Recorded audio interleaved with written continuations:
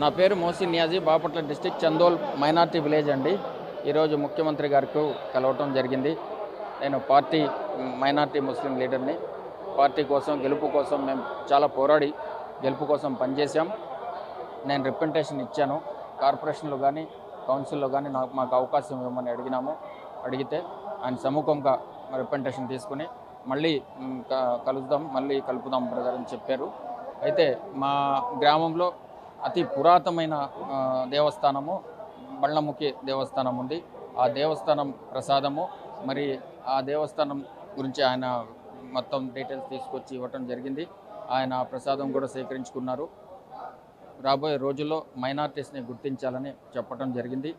మరి బాబు గారు చాలా చక్కగా మాట్లాడి నా రిప్రజెంటేషన్ తీసుకోవటం జరిగింది. నా పేరు మోసిన్ నియాజీ, బాపట్ల చందోల్ గ్రామము, పెట్లాన్పాలెం మండల్.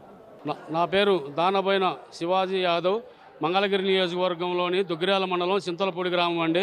వైఎస్ఆర్ జగనన్న శాశ్వత భూ హక్కు భూరక్ష పథకంలో అధికారులు ప్రలోభాలకు లోబడి దస్తావేజులు ఉన్నటువంటి 1258, 1259, 1260/1972 దస్తావేజు documentary number Duggirala sub registrar office మరియు 865/101 సర్వే నెంబరులో తప్పులుగా చేశారు. మా నాన్న మా పెదనాన్న ఇద్దరు పేరు జాయింట్గా ఉన్నటువంటి ఆస్తిని వాళ్ళు ఇంత మట్టికి పార్టీషన్ జరగకపోగా సేల్ డీడ్ ఆస్తిని అధికారులే విభజించారు.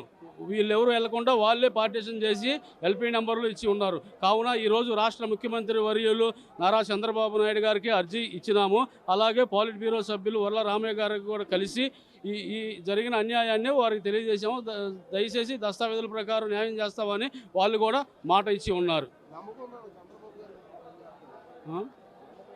చంద్రబాబు నాయుడు గారి దృష్టికి వెళ్తే ఆయన కరెక్ట్గా చేస్తాడు అని మాకు నమ్మకం ఉన్నది. గత ప్రభుత్వంలో 10 మాటలు అర్జీలు ఇచ్చాను, ఎవరూ పట్టించుకోలేదు.